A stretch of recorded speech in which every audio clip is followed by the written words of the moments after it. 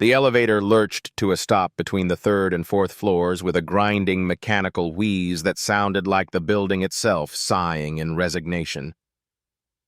I pressed the emergency button twice, then 3 times, but nothing happened except the fluorescent light above flickering once before dying completely, leaving me in near darkness with only the dim glow from the floor indicator to keep me company.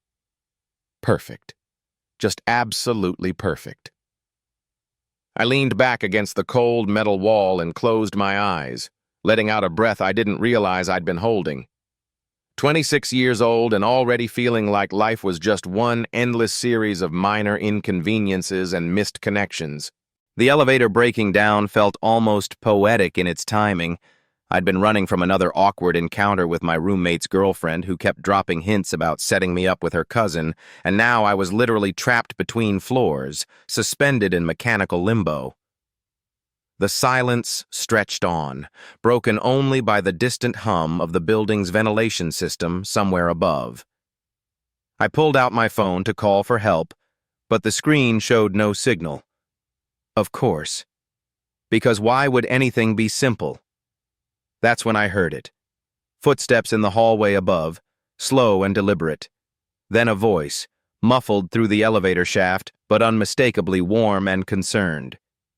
Hello? Is someone stuck in there?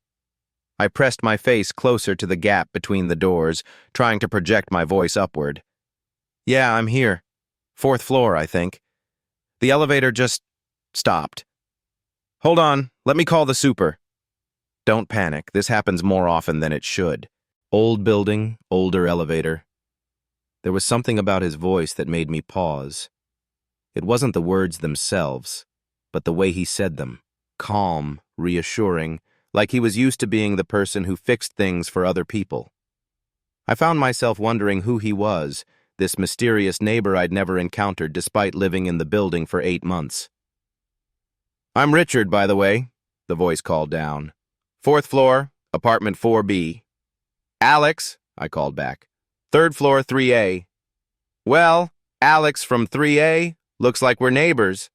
Funny how it takes an elevator malfunction to finally meet.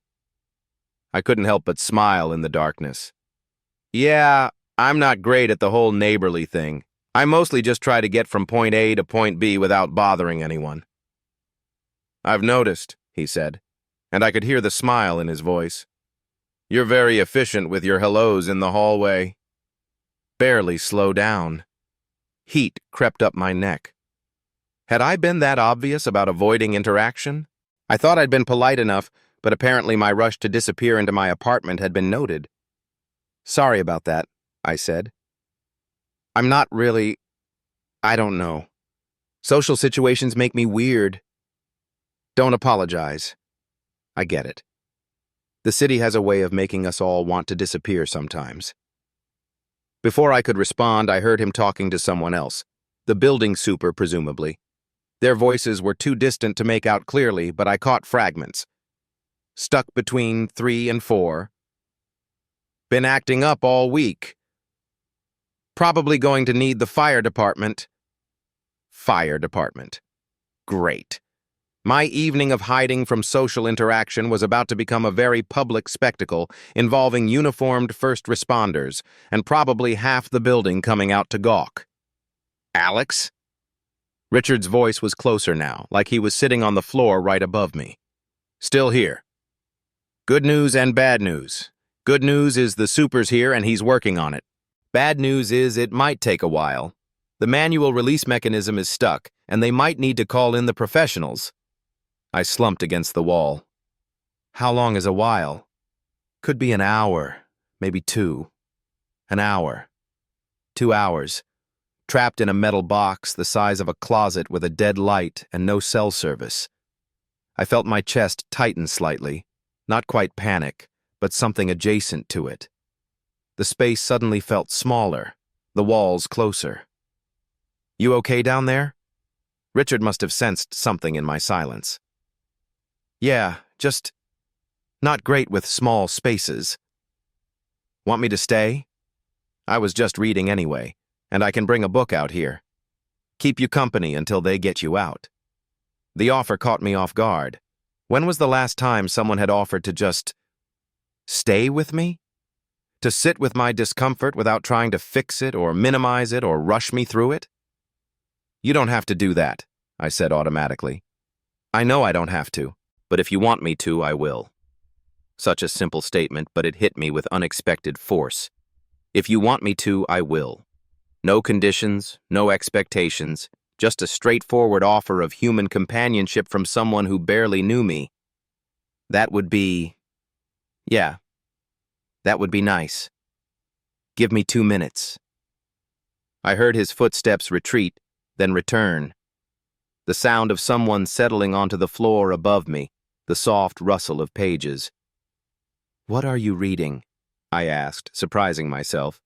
I wasn't usually the one to initiate conversation. The Remains of the Day, by Kazuo Ishiguro. Have you read it? No, but I've heard good things. What's it about?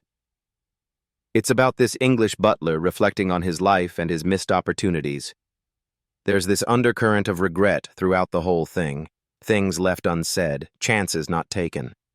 It's beautiful, but heartbreaking. I found myself settling more comfortably against the wall. Sounds heavy. It is, but in a good way, if that makes sense. Sometimes you need to sit with the weight of things, you know? Instead of always trying to make everything lighter. Sometimes you need to sit with the weight of things. The phrase resonated somewhere deep in my chest. I'd spent so much of my adult life trying to skim along the surface of everything. Work, relationships, even my own emotions. When was the last time I'd let myself really feel the full weight of anything?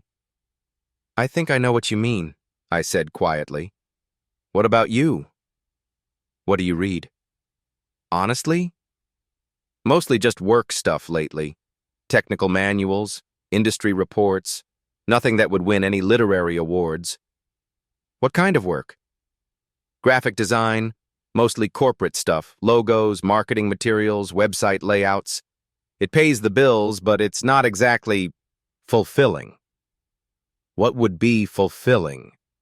The question stopped me short. When was the last time someone had asked me that? When was the last time I'd even asked myself that? I don't know, I admitted. I used to think I wanted to do something more creative, more personal. Maybe book covers or album art. But somewhere along the way, I got caught up in just surviving, you know?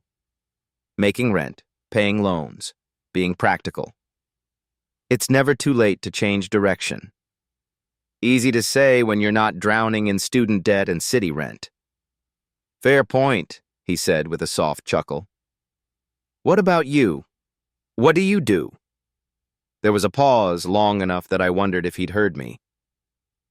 I'm a therapist, he said finally. Private practice, mostly anxiety and depression. Some couples counseling, a therapist. That explained the voice, the easy way he had of creating space for difficult conversations. But it also made me suddenly self-conscious about everything I'd just revealed about my career dissatisfaction and general life malaise. Don't worry, he said, as if reading my thoughts. I'm off duty. This is just neighbors talking. Do you like it? Being a therapist? Most days. It's hard work, emotionally exhausting sometimes. But there's something profound about being trusted with people's stories, their struggles, being part of their healing process. Another pause. Though I'll admit, it can be isolating. You spend all day helping other people process their emotions, and then you go home to an empty apartment and realize you haven't talked about your own feelings in months. The honesty in his admission surprised me. Here was this professional helper, this person whose job it was to have it all figured out, and he was describing the same kind of loneliness I felt. That sounds familiar, I said. Different job, same isolation. The city's good at that, making you feel alone even when you're surrounded by millions of people. I shifted position, trying to get more comfortable on the elevator floor. The space still felt cramped, but somehow Richard's presence above me made it more bearable, like I wasn't completely cut off from the world. How long have you lived here? I asked. About 3 years. You? 8 months. I moved here from Portland after my ex and I broke up. Needed a fresh start, new city, all that. How's the fresh start working out? I laughed, but there wasn't much humor in it. Well, I'm currently trapped in an elevator talking to a neighbor I've been actively avoiding for 8 months, so jury's still out. You've been avoiding me specifically, or just neighbors in general? Neighbors in general. People in general, actually. I'm not great at the whole human connection thing. What makes you say that? The question was asked gently, without judgment, but it still made me pause. What did make me say that? Was it the series of failed relationships that always seemed to end with the same complaints? That I was distant, hard to read, emotionally unavailable? Was it the fact that I could go days without having a meaningful conversation with another person? Was it the way I'd structured my entire life around avoiding vulnerability? I don't know, I said finally. I feel like I'm always on the outside looking in, you know? Like everyone else got some manual for how to be a person, and I missed that day of class. I don't think anyone got a manual, Richard said softly. I think we're all just making it up as we go along and hoping we don't screw it up too badly. Something about the way he said it, matter of fact but kind, made my throat tighten unexpectedly. When was the last time someone had offered me that kind of gentle perspective on my own struggles? Can I ask you something? I said. Sure. Do you ever feel like you're living someone else's life? Like you made a series of practical decisions that seemed smart at the time, but now you look around and nothing feels like it belongs to you? The silence stretched long enough that I wondered if I'd crossed some invisible line, revealed too much about my internal landscape to someone who was essentially a stranger. Every day, he said finally, and his voice was rough around the edges. I became a therapist because I wanted to help people, but also because it felt safe, respectable, the kind of career choice my parents would approve of. And somewhere along the way, I think I forgot to ask myself what I actually wanted. What do you think you'd want? If you could choose anything? Honestly, sometimes I think I'd want to just disappear.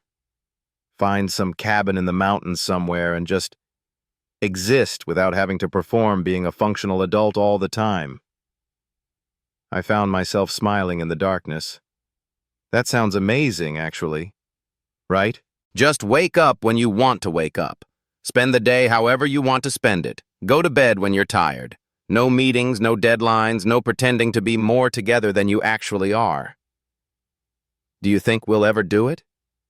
Actually make a change that drastic? I don't know. The older I get, the more scared I become of taking risks.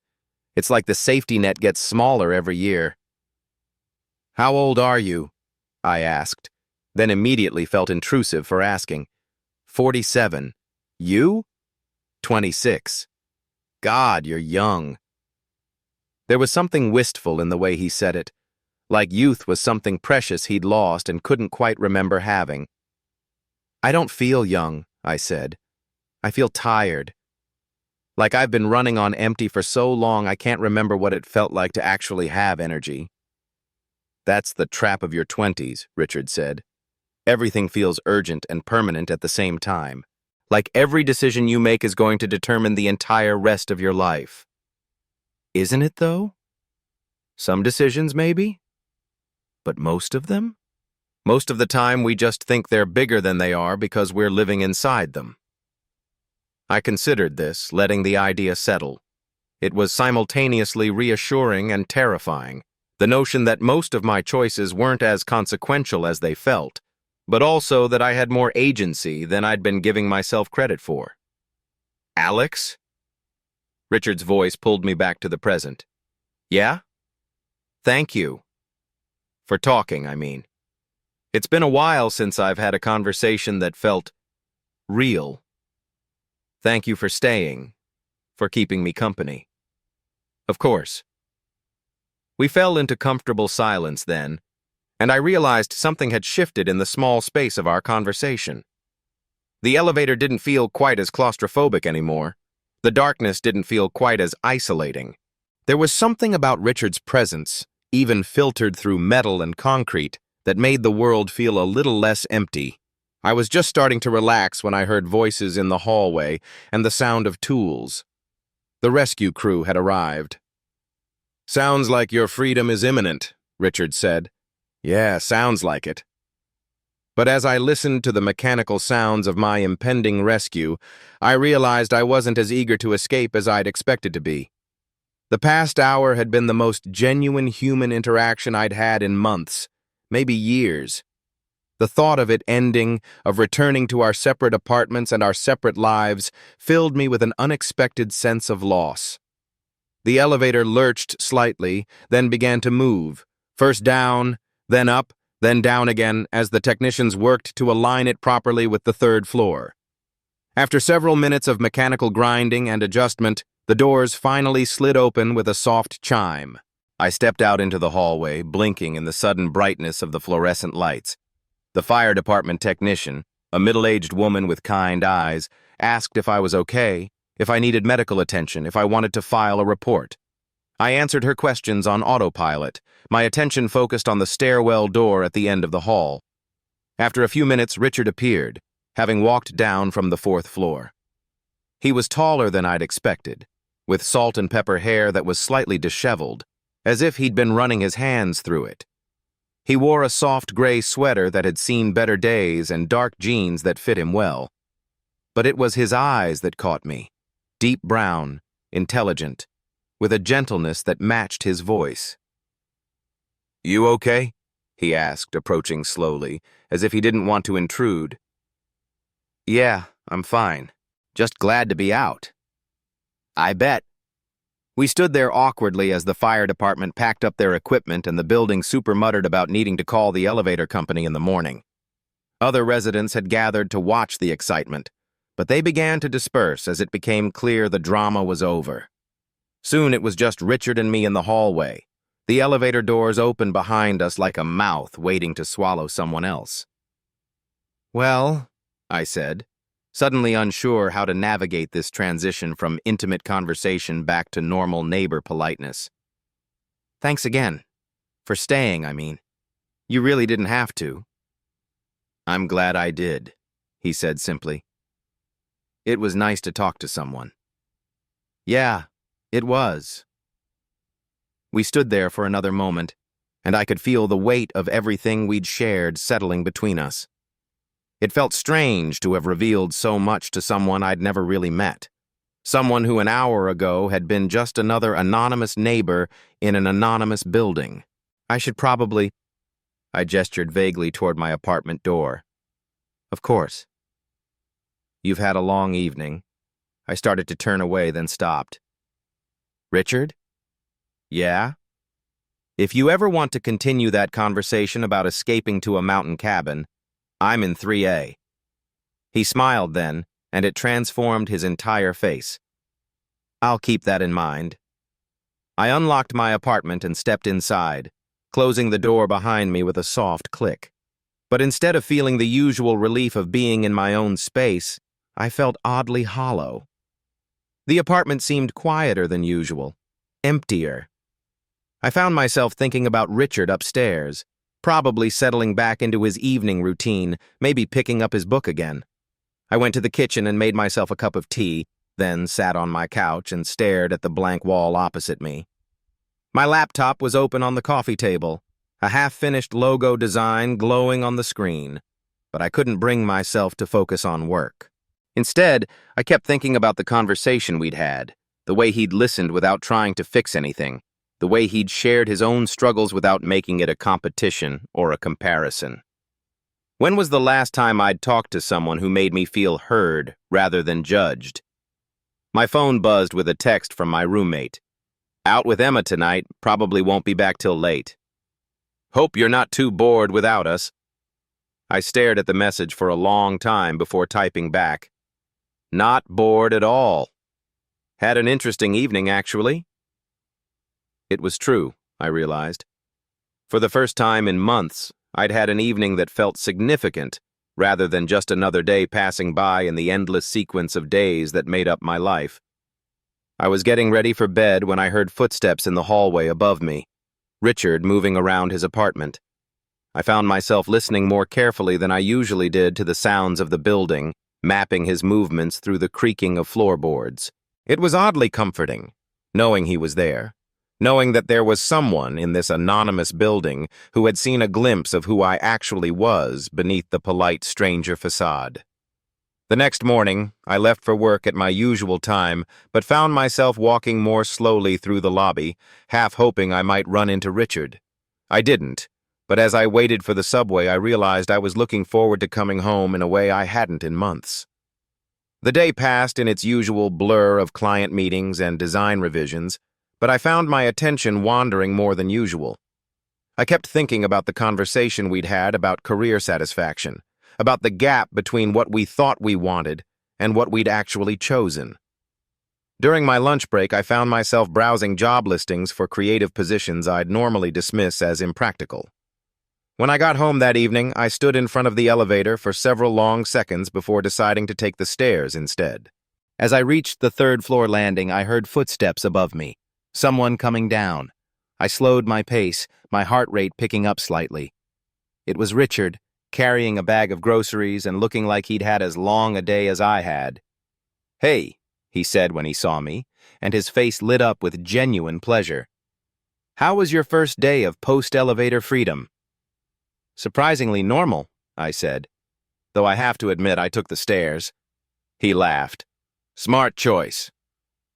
I heard they're still working on fixing it properly." We stood there on the landing, and I realized I didn't want the interaction to end. There was something about his presence that made the building feel less lonely, made my own life feel less isolating. "Listen," I said before I could lose my nerve. "I know this might be weird, but would you want to grab coffee sometime? Or dinner? I mean, we already skipped past the small talk phase, so—" His smile was answer enough before he even spoke. "I'd like that. I'd like that a lot, actually." "Really? Really? When were you thinking?" "I don't know. Tonight, tomorrow. I'm pretty flexible." "Tonight works for me, if you don't mind simple. I was just going to make pasta and read, but I could make enough for two." The offer caught me off guard, not just the invitation, but the casual intimacy of it. When was the last time someone had invited me into their actual living space, their real life, rather than meeting on the neutral ground of restaurants or bars? "That sounds perfect," I said. "Give me an hour to shower and get things started, then just come up whenever." "Are you sure?" "I don't want to impose." "Alex," he said, and something about the way he said my name made my chest tighten. "You're not imposing." I'm looking forward to it. I spent the next hour alternating between anticipation and anxiety. What did one wear to dinner with a neighbor who had already seen deeper into your psyche than most people you'd known for years? I settled on dark jeans and a button-down shirt, casual but not sloppy, approachable but not trying too hard. When I knocked on his door at exactly 7 o'clock, he answered wearing jeans and a navy blue t-shirt that brought out his eyes. His hair was still damp from the shower, and he smelled faintly of soap and something warm and woodsy. "Perfect timing," he said, stepping aside to let me in. "I was just pulling the bread out of the oven."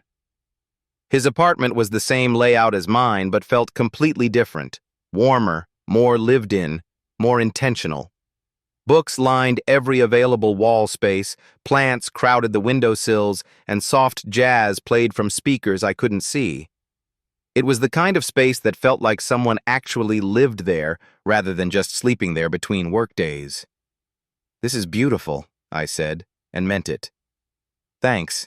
It's taken me a while to make it feel like home, but I think I'm finally getting there." The kitchen smelled like garlic and herbs and fresh bread, and I realized I hadn't eaten anything since a sad desk salad at lunch. Richard moved around the space with easy efficiency, draining pasta and tossing it with what looked like a simple but perfect aglio e olio. "Can I help with anything?" I asked. "Just keep me company." And pour yourself some wine if you want. There's an open bottle on the counter. I poured wine for both of us and watched him plate the pasta with the kind of care that suggested this wasn't just about feeding us, but about creating an experience. When he handed me my plate, our fingers brushed briefly, and I felt that same little jolt of electricity I'd experienced in the elevator shaft, but amplified by actual physical contact. We settled on his couch to eat, a worn leather sofa that looked like it had stories to tell. The pasta was perfect, simple and flavorful, and the wine was better than anything I usually bought for myself. "This is amazing," I said after the first few bites. "Where did you learn to cook like this?" "My Italian grandmother. She had very strong opinions about what constituted proper food, and she made sure I understood that proper food was always made with love and never rushed." "She sounds wonderful." She was.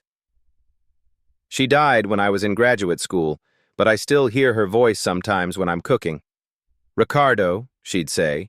She never could accept that I'd anglicized my name. "The garlic is not ready until it sings to you." I found myself smiling at the warmth in his voice when he talked about her. "Do you miss Italy?" "I've never actually been. My grandparents immigrated when my father was young, and somehow we never made it back. It's one of those things I always say I'm going to do someday." "What's stopping you?" He paused with his fork halfway to his mouth, considering the question. "Fear, mostly. Fear that it won't live up to the stories, or that I won't live up to the legacy.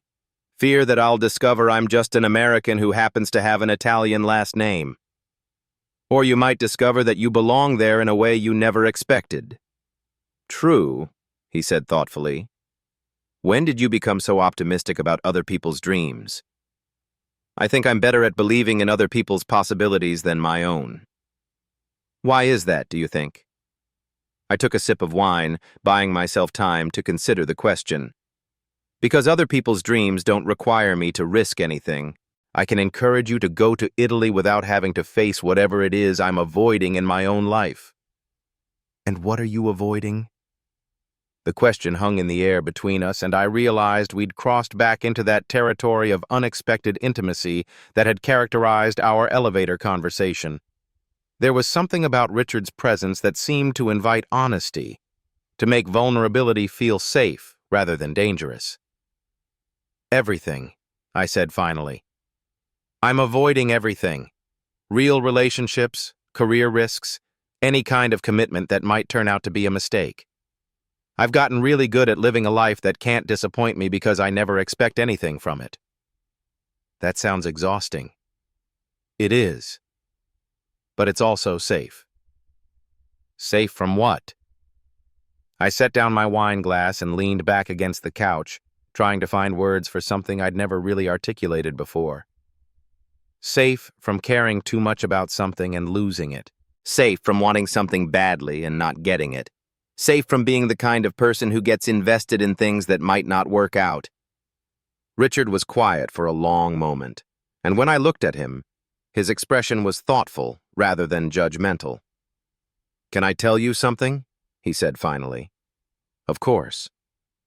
I spent most of my 30s in a relationship with someone who wanted me to be safer than I actually was. More predictable, more conventional, more willing to settle into a routine that felt secure but never exciting. And I convinced myself that was mature, that wanting more was selfish or unrealistic." He paused, swirling the wine in his glass. "When he left, he said I was boring, that I'd lost whatever spark had attracted him in the first place. That's terrible. The worst part was that he wasn't entirely wrong. I had become boring. I'd edited out all the parts of myself that felt risky or uncertain or potentially disappointing. I thought I was being responsible, but really I was just disappearing." The honesty of his admission made my chest ache with recognition. "How do you stop disappearing?" "I'm still figuring that out," he said with a rueful smile. "But I think it starts with acknowledging that you're doing it. And maybe with taking small risks that feel manageable. Like inviting your neighbor up for pasta? like accepting the invitation. We looked at each other across the small space of the couch, and I felt something shift in the air between us. A recognition, maybe, or an acknowledgement of something that had been building since the moment I'd heard his voice through the elevator shaft. "Alex," he said softly, and my name in his voice sounded different than it ever had before. "Yeah? I'm really glad you got stuck in that elevator. Even though it was probably the most pathetic meet-cute in history?" He laughed, and the sound was warm and genuine. "Especially because of that. Perfect meet-cutes are overrated. I'd rather have real." "Is that what this is? Real?" "I don't know," he said honestly, "but it feels more real than anything I've experienced in a long time." I found myself leaning slightly closer to him on the couch, drawn by something I couldn't quite name. His warmth, maybe, or the way he looked at me like I was someone worth seeing. "Can I ask you something that might be too personal?" I said. "After everything we've already talked about?" I think we're past the point of too personal. "When you were with him, your ex, were you happy?" Richard was quiet for so long I thought he might not answer. When he finally spoke, his voice was barely above a whisper. "I thought I was. I convinced myself I was.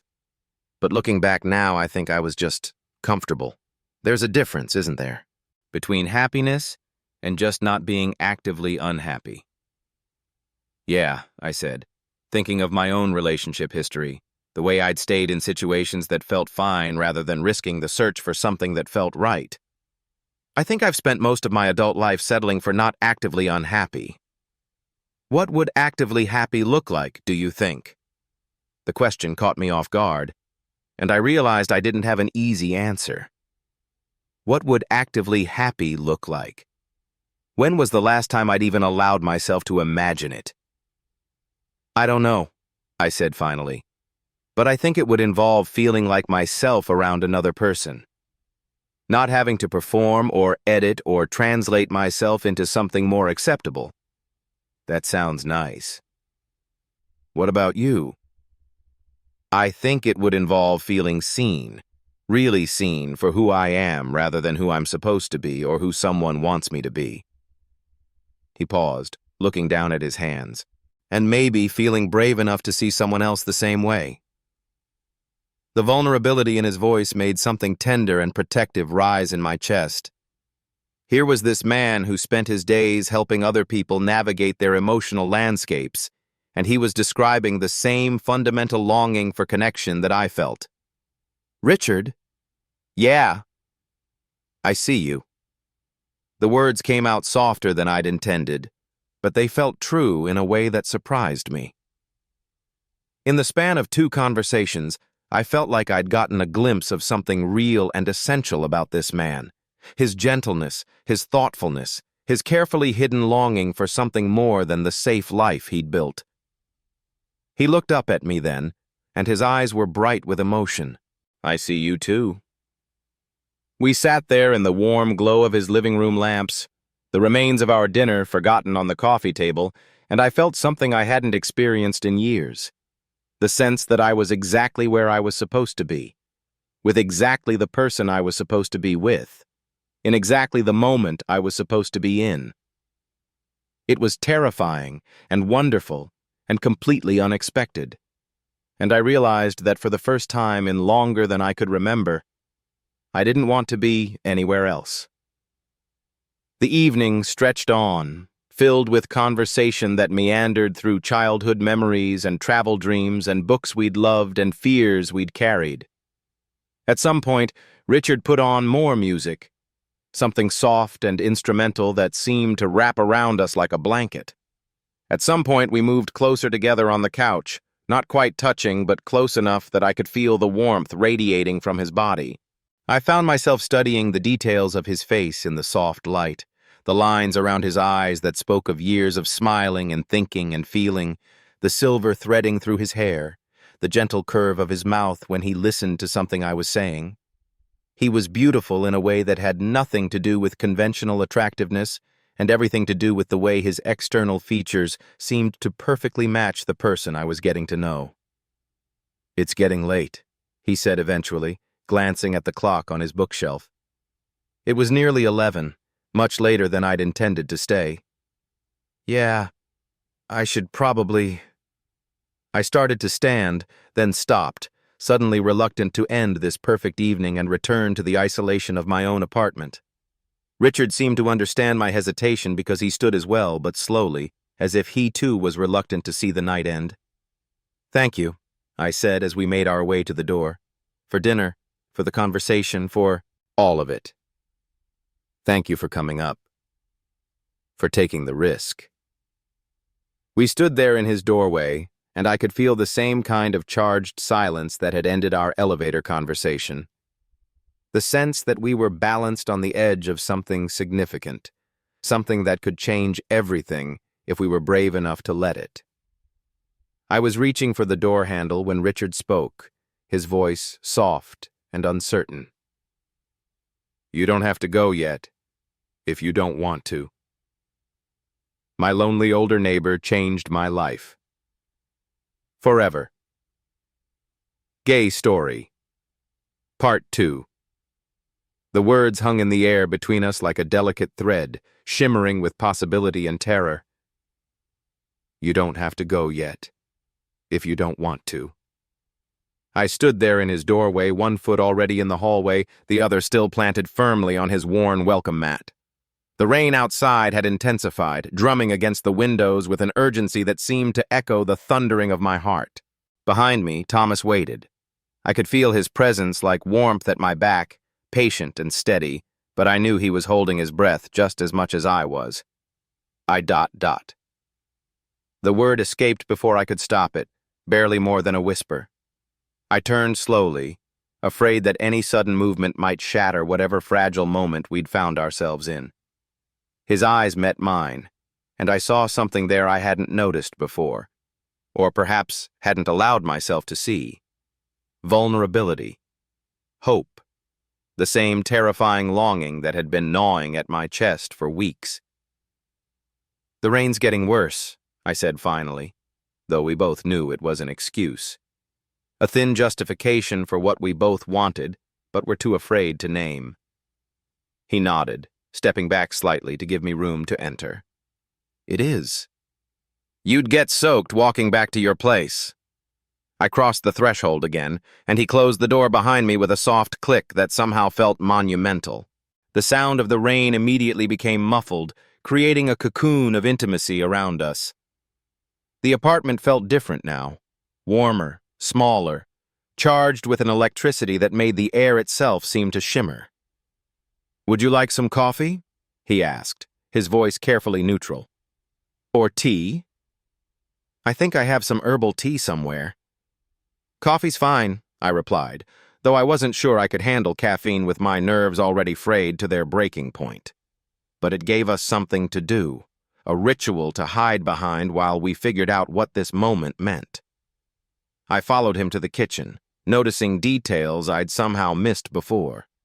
The way his shoulders moved beneath his sweater, the slight hesitation in his step, as if he too was navigating uncharted territory, the careful space he maintained between us, close enough to feel connected, far enough to retreat if necessary.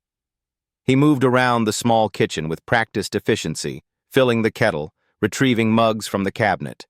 His hands, I noticed, were trembling slightly. The observation sent a wave of tenderness through me so strong it was almost painful. Here was this man, older, seemingly more composed, someone I'd imagined had everything figured out, and he was just as nervous as I was. "Sugar?" he asked, not quite meeting my eyes. "Just black is fine." The kettle began to whistle, and the sound seemed unnaturally loud in the quiet apartment. He poured the water over the grounds with careful precision, and I found myself studying his profile in the dim kitchen light. The strong line of his jaw, the way his gray hair caught the light from the window, the small lines around his eyes that spoke of laughter and sorrow in equal measure. "Here," he said, handing me the mug. Our fingers brushed as I took it, and neither of us pulled away immediately. The contact sent warmth shooting up my arm and straight to my chest, where it pooled like honey. "Thank you." We stood there for a moment, cradling our mugs like shields, both of us seeming to realize simultaneously that we'd run out of safe, mundane activities to hide behind. The silence stretched between us, not uncomfortable exactly, but loaded with everything we weren't saying. "We could sit," he suggested finally, gesturing toward the living room. "Yeah, okay." He led the way and I followed, hyper-aware of every step, every breath, every small sound. He settled onto one end of his worn couch, and after a moment's hesitation, I chose the other end, close enough to feel his presence, far enough to maintain some semblance of safety. The rain continued its steady percussion against the windows, and I found myself grateful for the sound. It filled the spaces between our words, gave us something to listen to when the weight of everything unsaid became too much. "I don't usually," he began, then stopped, shaking his head slightly. "I'm not sure what I'm trying to say." "Me neither," I admitted, and something in my honesty seemed to ease the tension in his shoulders. He took a sip of his coffee, and I watched his throat work as he swallowed. Everything about him seemed suddenly, vividly present. The warmth radiating from his body, the sound of his breathing, the way the lamplight caught the flecks of gold in his brown eyes. "This is strange," he said after a long moment. "What is?" "Having someone here. It's been a while since I've had company." There was something in his voice, a loneliness so deep it made my chest ache. Without thinking, I shifted slightly closer. Not much, just enough to close some of the distance between us. "How long?" I asked softly. He was quiet for so long I thought he might not answer. When he finally spoke, his voice was barely above a whisper. 3 years. Since David died." The name hung between us like a revelation. David. His partner, I realized with sudden, complete certainty. The reason for the photos I'd never seen, the careful way he spoke about his past, the profound loneliness that seemed to emanate from him like a physical force. "I'm sorry," I said, and meant it completely. "I'm so sorry." He nodded, staring down into his mug. 32 years we were together. 32 years of sharing everything. Meals, jokes, arguments, dreams. And then one day, he just wasn't there anymore. Heart attack at 68. The doctors said it was quick, that he didn't suffer. But I did. The raw honesty in his voice broke something open inside me. Without thinking, I set down my mug and moved closer, close enough that our knees were almost touching. "You must have loved him very much." "I did." He looked up at me then, and I saw tears gathering in his eyes. "I loved him so much that when he died, I thought I'd die too. Part of me wanted to. The silence in this place, it was deafening. I used to talk to him anyway, pretend he was still here, still listening. The neighbors probably thought I'd lost my mind." "Maybe you did, a little," I said gently. "Maybe that's normal." He laughed, a sound caught between grief and relief. "Maybe it is. I wouldn't know." David was my first real relationship. My only relationship, really. We met when we were both so young. I was 24, he was 26. Before him, I was just a scared kid from small-town Indiana who thought he'd spend his whole life pretending to be something he wasn't. I felt something shift inside me, a recognition so profound it took my breath away. What changed? He did. David changed everything. He saw who I really was before I even knew myself, and he loved me anyway. He made me brave.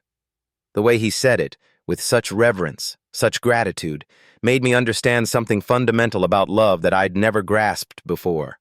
It wasn't just about wanting someone, It was about being seen, truly seen, and accepted completely. He sounds like an incredible person. He was. He really was. Thomas set down his own mug and turned to face me more fully. But you know what the hardest part is? It's not just missing him, though God knows I do. It's feeling like I died with him. Like the person I was, the person he helped me become, is gone too. But you're not gone, I said, surprised by the intensity in my own voice. You're right here. Am I? He searched my face as if looking for proof. Some days I feel like a ghost haunting my own life. Going through the motions, existing but not really living. Until. He stopped, but I could feel the weight of the unfinished sentence. Until what? Until you started coming around. His voice was so soft I had to lean closer to hear it. Suddenly I had something to look forward to again. Someone who seemed genuinely interested in what I had to say, who didn't look at me like I was just some lonely old man to be pitied. The word old hit me strangely. I wanted to protest, to tell him that age had nothing to do with what I felt when I looked at him, but I wasn't sure I was ready to name what that was yet. You're not old, I said instead. I'm 58, Daniel. That's old enough to be your father. So? The simplicity of my response seemed to surprise him. He blinked, as if he'd expected me to agree, to acknowledge the impossibility of whatever was happening between us. Doesn't that bother you? Should it? We were sitting very close now, close enough that I could see the small scar above his left eyebrow, could smell the faint scent of his aftershave mixed with coffee and something uniquely him. Close enough that when he reached up to run a hand through his hair, a gesture I was beginning to recognize as nervous habit, his elbow brushed my shoulder.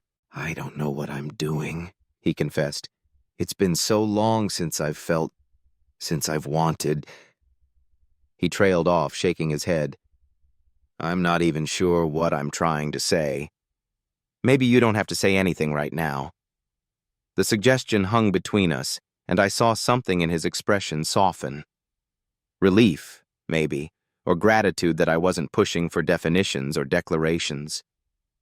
When David first got sick, he continued, his voice thoughtful now, I promised myself I wouldn't let anyone else get that close again. The pain of losing him. I didn't think I could survive it twice. But sitting here with you, I'm starting to think that maybe surviving isn't the same as living. The words hit me like a physical force. I felt tears prick at my eyes, not from sadness but from recognition. How many years had I spent surviving? Going through the motions of life without really engaging with it, keeping everyone at arm's length to avoid the risk of being hurt or disappointed? I know what you mean, I whispered. He looked at me with sudden intensity. Do you? I've never lost anyone the way you lost David, I said carefully. But I've spent most of my life feeling like I was watching it happen to someone else. Like I was behind glass, seeing everything but not really participating, not really connecting. What changed? I met his eyes, feeling suddenly brave. You did. The admission hung between us like a bridge, and I saw him take it in, process it, accept it. His hand moved slightly on the couch, and I realized he was reaching for mine. When our fingers touched, the contact was electric, sending warmth spiraling through my entire body. Daniel, he said, my name like a prayer on his lips. Yeah? I'm scared. Me too. But neither of us pulled away. Instead, he interlaced our fingers, and I felt something inside me that had been tightly wound for years begin to slowly unfurl. We sat like that for a while, holding hands in the lamplight while the rain continued its steady rhythm outside. There was something almost sacred about the moment, quiet and charged and full of possibility. I found myself studying our joined hands, the way his larger fingers encompassed mine, the contrast between his weathered skin and my smoother complexion. There was something beautiful about it, something that spoke of protection and tenderness and trust. "Can I tell you something?" he asked eventually. "Anything." When I first saw you in the hallway that day, struggling with your groceries, my first instinct was to help. But then I thought, he's young, he's handsome, he probably thinks you're just some creepy old guy. So I almost didn't say anything. But you did. I did. And I'm so glad I did. He squeezed my hand gently. These past few weeks, talking with you, having dinner together, sharing stories, it's the most alive I've felt in 3 years. Thomas, I know it's complicated, he continued, his voice gaining strength. I know there's an age difference. I know I have baggage. I know I'm probably the last person you should be interested in. But I can't pretend anymore that what I feel for you is just friendship. My heart stopped. There it was, the thing we'd been dancing around, finally spoken aloud. What do you feel? I asked, surprised by my own boldness. He was quiet for a long moment, and I could see him gathering courage. I feel like I want to know everything about you, he said finally. Your dreams, your fears, your favorite book, the way you take your coffee, what makes you laugh until your sides hurt. I want to be the person you come to when you have good news or bad news or no news at all. I want to fall asleep next to you and wake up grateful that you're still there. The honesty in his voice was breathtaking. I felt tears gathering in my eyes, not from sadness, but from the overwhelming beauty of being seen, truly seen, by another person. I feel the same way, I whispered. You do? I've been trying not to, I admitted. I kept telling myself it was just friendship, that I was imagining the way you looked at me sometimes, or the way my heart raced when you laughed at something I said.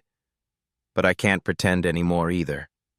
He brought our joined hands up to his lips and pressed a soft kiss to my knuckles. The gesture was so tender, so reverent, that I felt something fundamental shift inside me. What happens now? He asked.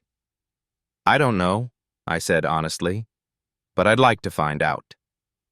The smile that spread across his face was like sunrise, slow and warm and transformative. He leaned closer, and I could feel the warmth of his breath against my cheek. May I? He asked, his voice barely audible. I nodded, not trusting my voice. He cupped my face gently with his free hand, his thumb tracing the line of my cheekbone with such tenderness that I felt like I might dissolve. When he leaned in to kiss me, it was with a hesitancy that made it even more precious, as if he was afraid I might disappear at any moment. The kiss was soft, questioning, full of wonder and restraint. His lips were warm and slightly chapped, and he tasted like coffee and hope. It was nothing like the hurried, passionate kisses I'd shared with guys my own age. This was different, deeper, more meaningful, full of a tenderness that took my breath away. When we finally broke apart, we stayed close, foreheads touching, breathing the same air. God, he whispered. Yeah. I forgot, he said, his voice full of wonder. Forgot what? How it feels to want to kiss someone, to actually do it. It's been so long. I reached up and traced the line of his jaw with my fingertips, marveling at the texture of his skin, the slight roughness of stubble. How does it feel? Like coming back to life, he said simply. The admission broke something open inside me. I kissed him again, more confidently this time, and felt him respond with a gentle hunger that made my head spin. His hand moved to the back of my neck, his fingers tangling in my hair, and I had never felt so perfectly, completely where I belonged. When we broke apart again, I realized we'd somehow shifted closer on the couch. My legs were curled beneath me, and I was practically in his arms. The intimacy of the position should have scared me, but instead it felt natural, inevitable. Is this real? I asked, my voice barely above a whisper. I hope so, he replied, his arms tightening around me. Because if it's a dream, I never want to wake up. Outside, the rain had settled into a steady, gentle patter. The sound was hypnotic, lulling, and I found myself relaxing completely into his embrace for the first time. He was solid and warm and safe, and I had never felt so perfectly at peace. "The rain's not stopping," I observed sleepily. "No," he agreed, his voice rumbling in his chest beneath my ear. "Doesn't look like it will for a while." "I should probably—" "Stay," he said quickly, then seemed to catch himself. "I mean, if you want to. The couch is comfortable, or there's the spare room, if you'd prefer." "The couch is perfect," I said, settling more fully against him. He reached over and pulled the throw blanket from the back of the couch, draping it over both of us. The gesture was so domestic, so natural, that it made my chest ache with longing. "Thomas? What are we doing?" He was quiet for a long moment, his hand stroking gently through my hair. "I think," he said finally, "we're taking a chance." "Are you okay with that?" "Terrified," he admitted. "But yes, more than okay." I closed my eyes, listening to the steady rhythm of his heartbeat beneath my ear. For the first time in longer than I could remember, I felt completely, perfectly at peace. Not just content or satisfied, but truly at peace. As if all the restless energy that had been driving me for years had finally found somewhere to settle. "Daniel? Yeah? Thank you." "For what?" "For staying. For seeing me. For making me remember what it feels like to hope for tomorrow." I lifted my head to look at him, struck by the vulnerability in his expression. This man, this wonderful, complex, beautiful man, had opened his heart to me despite every reason not to. The trust implicit in that gesture was staggering. "Thank you," I said, "for letting me in." He smiled then, that slow, transformative smile that had been undoing me for weeks. "Best decision I've made in years."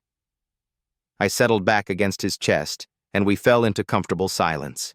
The rain continued its gentle percussion outside, and somewhere in the building I could hear the faint sound of a television playing, the normal sounds of people living their lives.